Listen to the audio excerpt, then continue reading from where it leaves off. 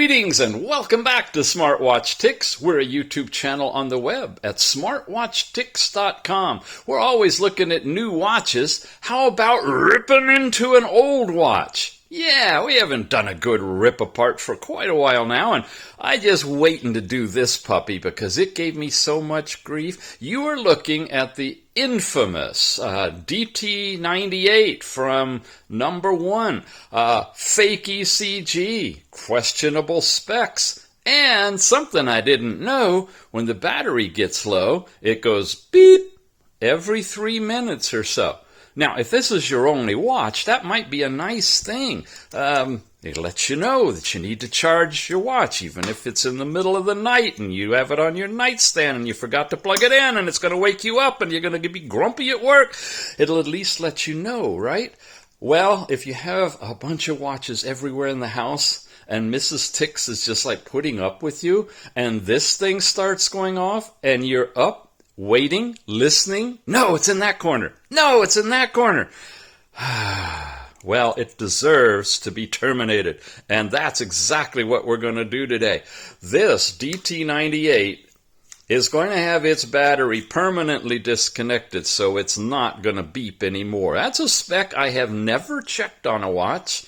Usually I review them and I turn them off and I put them away. But for whatever reason, I was playing with ECG watches and just confirming that this is fake as the day is long, and it is. I had it on and I forgot to turn it off. And as a result, yeah, we spent most of the night looking for this sucker. Thank goodness I found it about an hour before it completely ran out of power. And then, of course, it got silent because it went dead completely. But prior to that, well, I am not on Mrs. Tick's good boy list right now. And therefore, oh, look at that. The magnets caught that one. This watch is not on my good boy list either. And you are the beneficiary because you get to see what it's like inside. Okay, I'm going to get some tools ready. I'm going to be wearing this head magnifier right here so that I can definitely see what I'm doing. Do my best to keep it on camera and get the light on it. Come on, light. There we go. There we go. Okay. I would normally maybe use a plastic tool, but I'm not so keen on preserving this, so I'm just going to use a metal screwdriver in here. Here we go. I've got it up a bit. Okay. Wow, I can hear things ripping and tearing in there. That's okay. Wow, it is definitely glued in. It is not made to come apart, understandably. And here we are, inside. So we've got wires leading to what appears to be the microphone hole right there. We have the speaker right here. Once we get this thing ripped apart, we're going to take a good look at that and how they seal this up so you don't get water inside. And then we've got wires leading out here to the two wires leading to this area, of which there's 2 plates and diodes and an optical sensor. Nah, I bet that's all with this ribbon cable right here. This must be something else going into a vibration. Oh! Yeah, that's the vibration thing. And that's the speaker. That's where all the noise was coming from. So that's kind of what's on the back. And we could easily take this off, or we could rip it off. Don't do this at home. Now, here we go. Here's this speaker compartment. And this is becoming something new these days, to have a decent speaker, because you've got the Bluetooth calling and all that going on. And that's what it looks like inside. There's the coil. So this must be the vibrating. Wow, that's magnetic right there. And it vibrates inside that coil, right? And that is how it produces sound. And then that sound is funneled through those holes. Where are we on the picture? Well, right there, right? Sideways that way.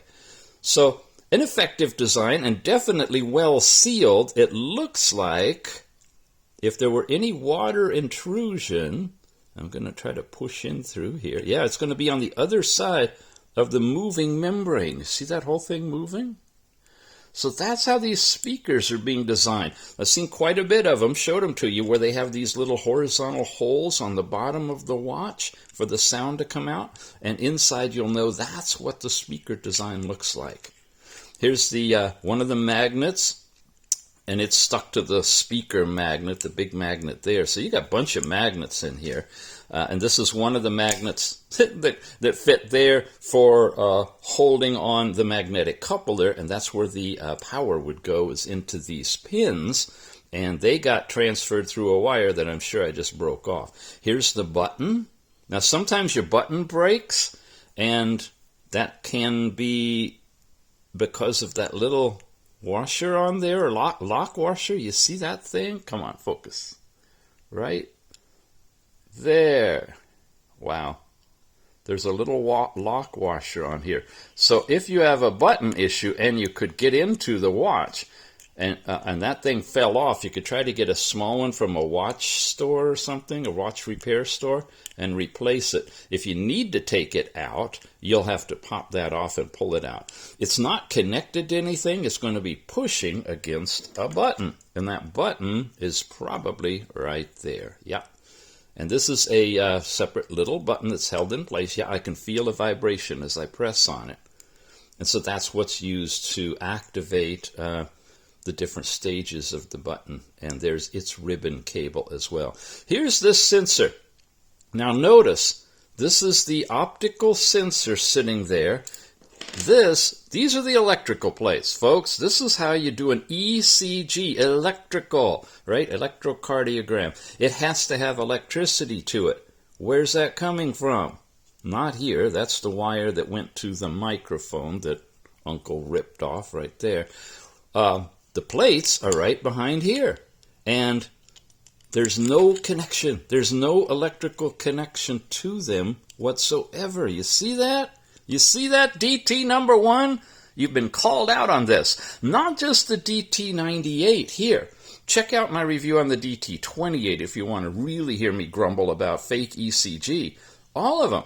Anything that uses the Fundo app and claims to do ECGs is taking you for a ride, and your health for a ride. Don't trust it. Don't use it. And I would suggest don't even buy it, because you're encouraging that fraud. Anyway, back to the watch. Let's tear into it some more. We got a screen here. We've lifted it up somewhat already. You can see there's the ribbon cable that is going in here. Wow, there's a couple of them, it looks like. I don't know if they pull out or lift up or what. So you got two things, a screen underneath here and the visual thing, and then the touch sensor that's on there as well. So you have to have a couple of things going on. Let's try to get this out. There. Okay. Here we go. The ribbon cable is popping out all over the place. One of them popped out there. We can pop this one off here. We'll get back to this part. Let's play with the screen. Wow. Okay. This is all sealed in here. When we lift this up, it's fun to see how these things actually work, isn't it? And take it apart. This, okay, you can kind of see through that. Not really. Oh, there we go. This is most likely, I don't know, that might be the actual screen, the part that lights up, you think? IPS is this? Anyway, you've got that part, and then you've got this. You see there's a little plastic thing here. See if we can lift that up. Yeah. That's starting to shatter, so that's really glued in place. That may be the actual screen. Well, it's being tested. There. Break that whole thing out. Okay, we have that. That's transparent. That most likely is the array for the touch sensitivity. What's your thing? But this one too is the one. This has got wires going to it definitely, and these other wires are still going down here. You see that? So there's still another layer of something here. Can we even get in here? Wow, that one is really glued to the glass in the front. Oh, you know what? I bet that white thing is the backlight. Yeah, this is not AMOLED, so each pixel is not an actual thing that lights up. This is a polarized screen of sorts that's activated, and this is going to be your red, green, and blue, or your white, basic white light coming up, and this is going to be all your polarized changing pixels that are illuminated from behind. I know, I got to keep moving. I'm going to bore you guys. Okay, I'm just going to try to get this thing out. Wow!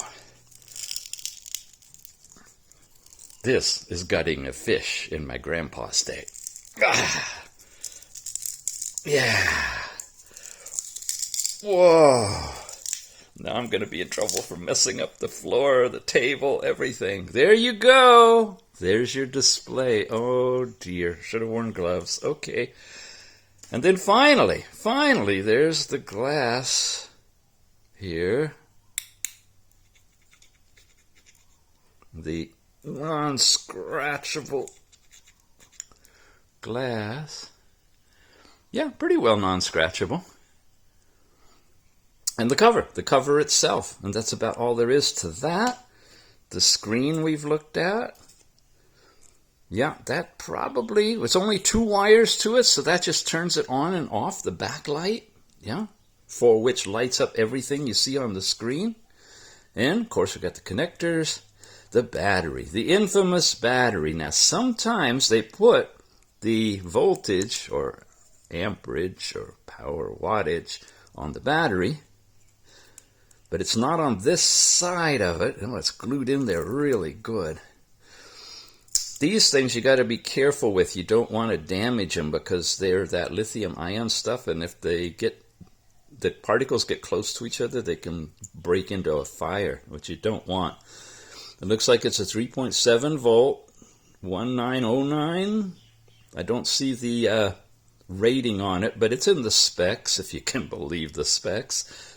Probably 190 milliamp hour. I don't know. Oh, look how nice. It came out of its container. So everything is kind of held together with a little plastic ring.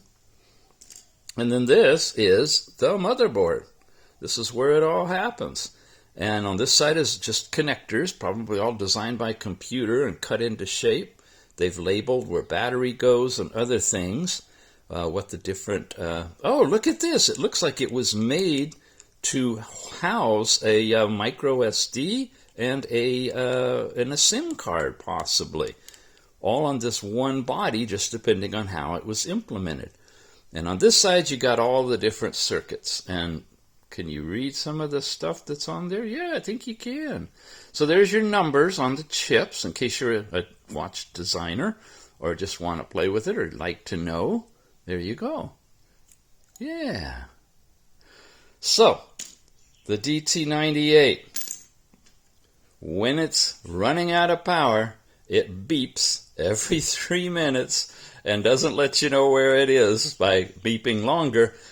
So if you get one, make sure it's your only watch or that you turn it off. If you leave it on accidentally and let it run down, you're going to have a really upset spouse. I hope you enjoyed the teardown. I sure did. Now I don't have to worry about this again. To the landfill properly, or recycle, to the recycle, especially the battery. Don't just throw it in the trash or throw it out the window. Take care of disposing it properly, and you've got yourself an opportunity to get a new watch. Yeah! Have you subscribed? We got a bunch for you to choose from. Some in the past, some in the future, but they're all fun watches. Now you know what's inside. Thanks for watching, gang.